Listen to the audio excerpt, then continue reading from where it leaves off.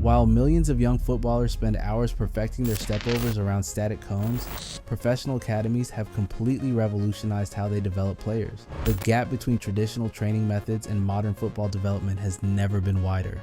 Players still using outdated training approaches aren't just wasting time, they're actively falling behind competitors who understand what actually creates elite footballers. The harsh reality is that most amateur training looks nothing like the game itself. And that's exactly why so many talented players plateau before reaching their potential. Traditional training revolves around endless cone weaving and isolated technical drills. Players spend entire sessions dribbling through static obstacles with zero pressure, zero decision making, and zero game relevance. Don't get me wrong, using cones is essential for developing functional technique and is incredibly useful for beginners and even advanced players. Those repetitions strengthen muscle memory and sharpen touch to prevent rustiness. But as you progress into a more advanced player, cone work becomes less about developing technique and more about maintaining it for fitness or sharpness. The problem is when players get stuck in this phase forever. Real football involves unpredictable defenders, limited space, and split-second decisions. Cone dribbling produces players who look skillful in training, but struggle in actual matches because they've never learned to execute technique under cognitive load. Building on the cone trap, most amateur training breaks football into isolated components. Passing drills without defenders, shooting without pressure, fitness, running without the ball.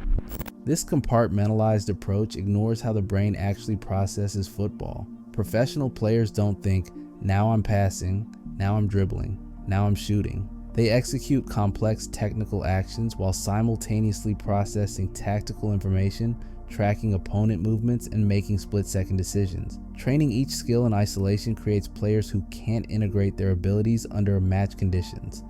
It's like learning to drive by practicing steering in one lesson, braking in another, and acceleration in a third. You never learn how they work together. Taking this isolation problem even further, traditional football training often mirrors generic gym workouts. Long-distance running, basic strength exercises, and linear movement patterns. This approach completely misses the specific demands of modern football. Match analysis reveals that professional players perform thousands of micro-accelerations, directional changes, and explosive movements throughout a game. They need reactive strength, not just absolute strength. They need the ability to maintain technical precision while fatigued, not just cardiovascular endurance. Generic fitness creates athletes who are fit for running, not for football. The final piece of this outdated puzzle is the belief that more training automatically equals better results. This mentality leads to excessive volume without strategic recovery, causing what exercise physiologists call non-functional overreaching. Here's the thing, the body adapts during recovery, not during training. Many players train so much that they never give their bodies time to actually improve. Players who overtrain without proper recovery actually regress in performance, experiencing decreased reaction times, impaired decision making, and increased injury risk. It's like trying to build muscle by lifting weights 24/7 without sleep. Counterproductive. So, what's the alternative? Modern football development uses what sports scientists call chaos training. Unpredictable scenarios that force rapid adaptation. Instead of predictable cone patterns, elite players train with random obstacles, changing objectives, and time pressure. This approach develops the ability to simultaneously process visual information and execute technical skills. Think of it like jazz musicians who can improvise because they've mastered the fundamentals. They can adapt to any situation because they've trained for unpredictability. Building on this chaos approach, elite development programs layer cognitive challenges onto technical training. Players must execute skills while processing multiple information streams: opponent positions, teammate movements, tactical instructions, and time pressure. This creates players who maintain technical precision under mental fatigue. The brain learns to automate technical execution while dedicating cognitive resources to tactical decision making. It's like learning to drive while having a conversation. At first it's impossible, but eventually the driving becomes automatic. This cognitive approach extends to position-specific development. Professional academies abandon one-size-fits-all training for position-specific development. Center backs train different movement patterns than wingers. Midfielders develop different visual scanning techniques than strikers. This specificity extends to fitness training. Goalkeepers need explosive power for diving, while central midfielders need the ability to repeat sprints throughout matches. It makes sense. You wouldn't train a sprinter the same way you train a marathon runner. The next evolution is integrating technique and tactics simultaneously. Players don't learn passing in isolation, then tactics separately. They develop passing accuracy while learning when to pass, where to pass, and how to receive the next pass. This creates players who understand the why behind every technical action. Instead of mindlessly hitting passes to feet, players learn to hit passes that set up their teammates' next move. It's the difference between knowing how to use a tool and knowing when to use it. Finally, elite programs treat recovery with the same precision as training.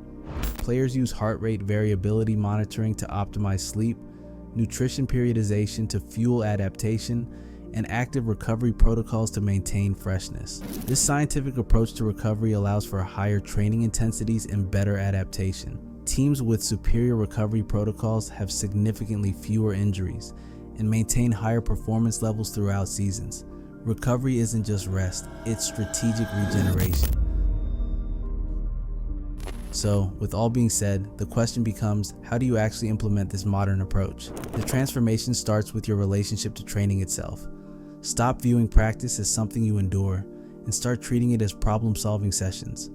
Every drill should answer a specific question. How do I receive under pressure? How do I create space in tight areas? How do I maintain composure when defenders close me down? This mindset shift alone will accelerate your development dramatically. The first practical step is restructuring your individual training sessions. Replace traditional cone work with what elite academies call constraint-based training.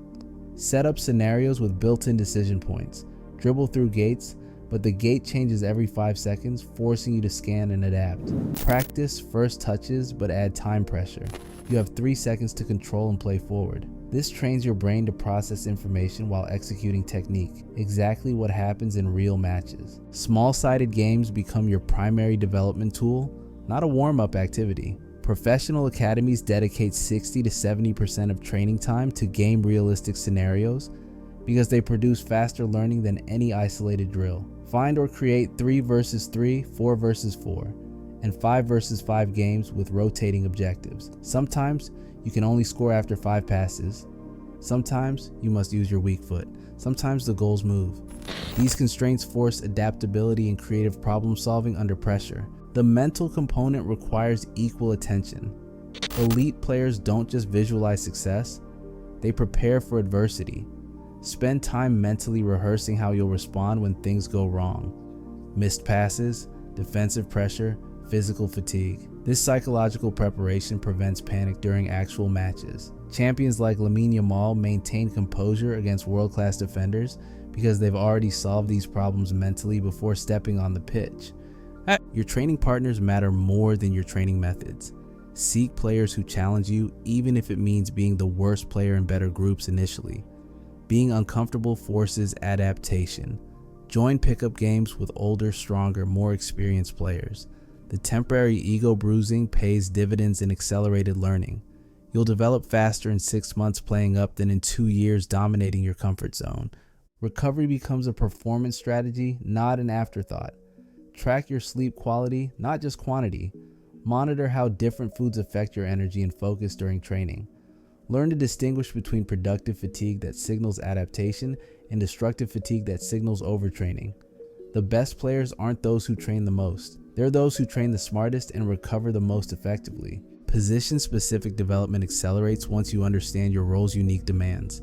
If you're a winger, focus on 1 versus 1 situations, crossing under pressure and defensive recovery sprints. If you're a central midfielder, emphasize receiving on the half turn, switching play under pressure, and maintaining passing accuracy while fatigued. Generic training produces generic players. Specialists who master their role's specific requirements always outperform jack-of-all-trades players. The implementation timeline matters. Technical improvements appear within weeks, but tactical understanding develops over months through accumulated match experience. Physical adaptations follow their own schedule. Explosive power responds quickly, while endurance improvements take longer. Understanding these different timelines prevents frustration and maintains motivation during plateaus. Most importantly, embrace the process over the outcome. players who focus solely on results, making the team, impressing scouts, achieving recognition, often plateau when results don't come immediately. Players who fall in love with daily improvement, who find satisfaction in small technical gains and tactical insights, continue developing regardless of external validation. This process-focused mindset separates players who reach their potential from those who stall at intermediate levels. Your football development journey doesn't require perfect facilities, expensive coaching, or genetic gifts. It requires understanding how elite players actually develop and having the discipline to apply these principles consistently. The methods exist. The science is clear. The only variable is your commitment to training like the professional you aspire to become. The difference between good players and great ones isn't talent. It's the willingness to train in ways that most players never discover. Now, if you have enjoyed this video, please make sure to subscribe so you don't miss any of my uploads. If you are a serious baller, make sure to get some of my free guides listed in the description below. And as always, enjoy the beautiful game.